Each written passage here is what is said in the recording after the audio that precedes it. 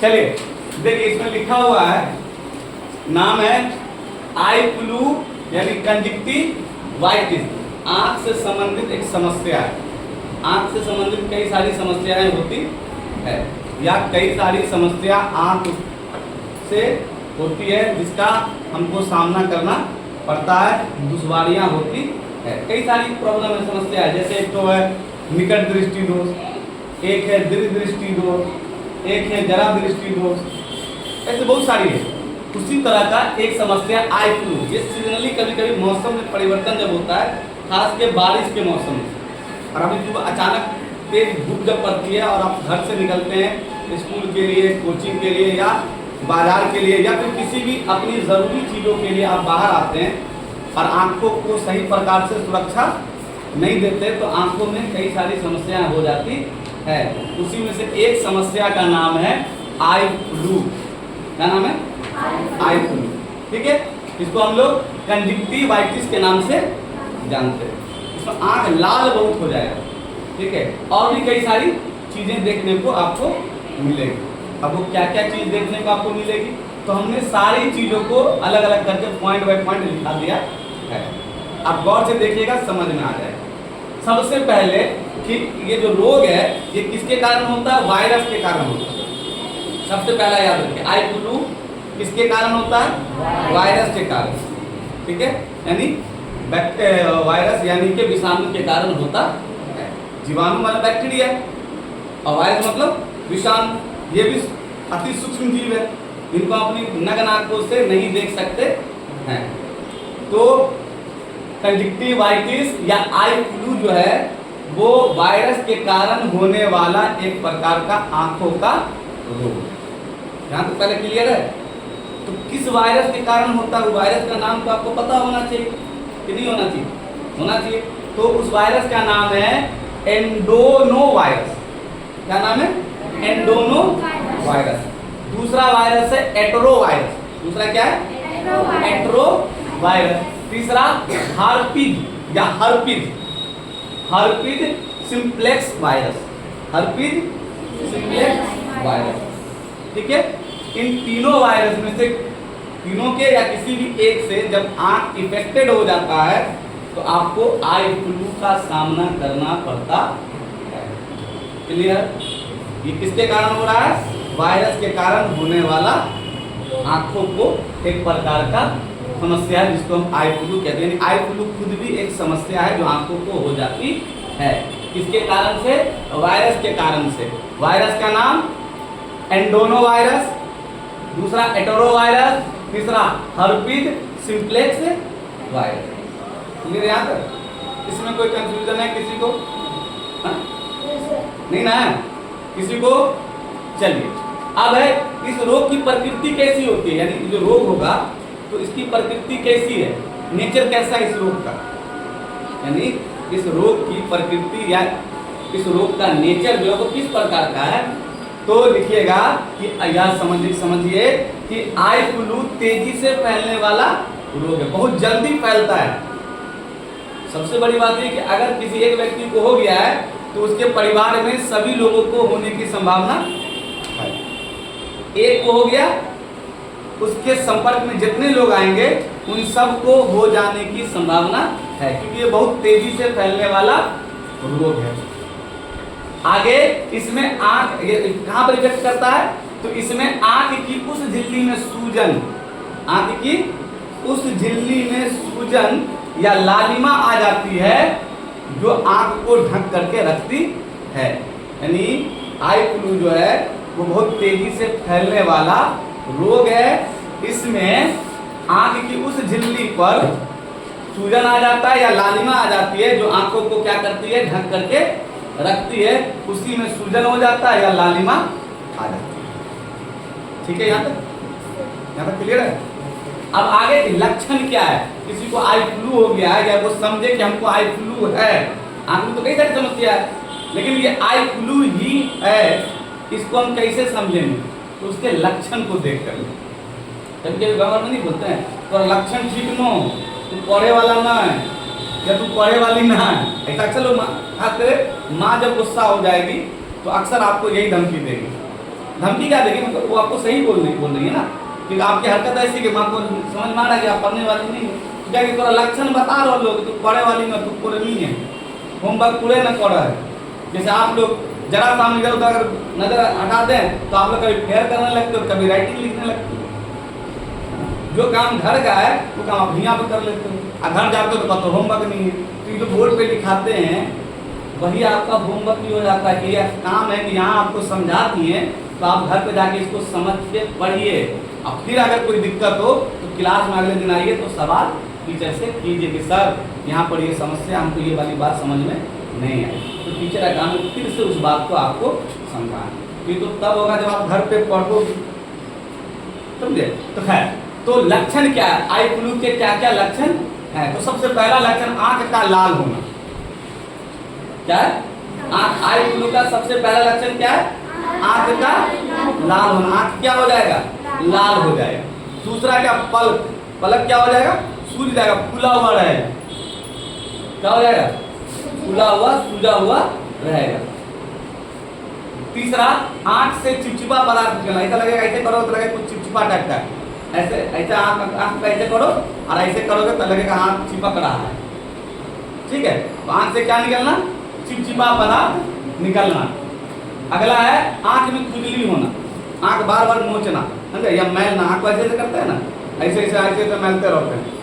ठीक है, तो आपको बार बार अंदर से जिज्ञासा होना, खारिश होना, आंख को जरा नोचे, आपको लगेगा राहत मिल रहा है। हालांकि ये लक्षण है किसका, आई फ्लू का। अगला, आंख से सफेद और पीला पदार्थ निकलना, जिसको गांव घर में किच्ची बोलते हैं। ठीक है, ये साइड साइड में पीला जैसा, कभी कभी सफेद जैसा रहता है। तो आंख से सफेद या पीला जैसा पदार्थ निकलना। अगला, आंख में दर्द होना, आंख में असहनीय या सह भी सकते, लेकिन आपको एहसास हो रहा है कि यार थोड़ा सा आंख में ना दर्द है। ठीक है, सुबह आंख चिपकना, सुबह उठे तो आंख खुलवे नहीं कर रहा, मतलब आंख को ऐसे करके खोलना पड़ता है। ऐसे जब करोगे तो कुछ कुछ निकल हाथ में आ जाता है। देखो ऐसा कभी कभी आंख चिपक जाएगा, सुबह से उठ आंख खुलवे नहीं कर, बड़ी ताकत लगाना पड़ेगा ऐसे करके। हाँ, न करते तो कभी कभी हाथ लगाना पड़ता है। क्या करना पड़ता है, हाथ लगाना पड़ता है। सुबह सुबह आंखें नहीं खुले, यानी आंख चिपक जाना। ठीक है, अब लास्ट है चिड़चिड़ापन रहना या किरकिरापन होना। ये सब लक्षण है किसके, आई फ्लू के। अब तो लक्षण देख लिए, अगर इनमें से 4-5 लक्षण लगातार मिल जाए तो इसका मतलब आई फ्लू है। और पूरा लक्षण मिल गया तो पक्का है कि आई फ्लू है। तो जब आपको लक्षण पता चल गया तो अब क्या करोगे, अब उससे बचने के उपाय करोगे ना, नहीं करोगे। तो बचने के उपाय क्या है, अगला पॉइंट में क्या लिखा है कि आई फ्लू से बचने के उपाय।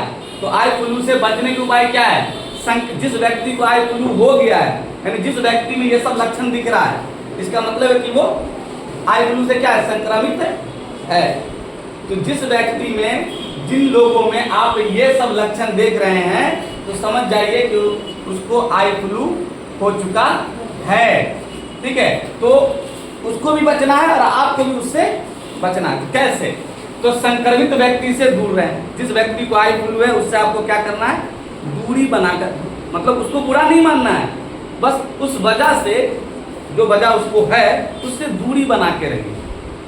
ठीक है, तब तक जब तक कि वो ठीक ना हो जाए। हाँ, उसे नफरत नहीं करना है। ठीक है, संक्रमित व्यक्ति से दूर रहें।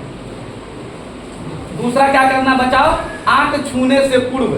अगर जिस व्यक्ति को है आई फ्लू, उसको भी चाहिए कि आंख को बार बार, या अगर सीजन ऐसा चल चुका है कि सबको आई फ्लू हो रहा है, धीरे धीरे सबके आंख में लालिमा आ रही है, आंख लाल है, आंख सूजा हुआ है, तो आपको भी चाहिए कि जब आप अपने आंखों को स्पर्श करें तो पहले अपने हाथ को अच्छे प्रकार, अपने सर सिस्टम मन कर जाएगा आंख छूने का, तो भाई आप अपने हाथ को अच्छे से साफ सुथरा रखिए।